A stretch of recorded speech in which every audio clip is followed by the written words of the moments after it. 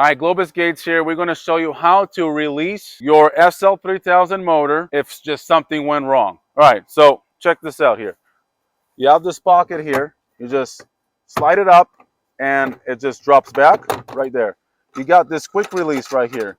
You pull it back and down. Now you pull it down because there's a little groove right here, and that it needs to catch the groove. If you didn't catch the groove and you just pulled and let go, it went back to auto mode. You want to put on manual, you pull back, drop it in the groove. You see how it's extended outside? Now you're good. All you do from there is just open your gate and release yourself. If it's an emergency, we'll recommend you guys to call the police and not, or fire department, and not the gate company who did the job, because they're not going to help you with emergency.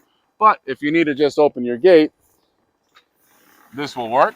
So now when you're down, when you're back to normal operation, what you do basically is pull this guy back and in, and the next time you click that clicker, it'll go automatically into auto mode.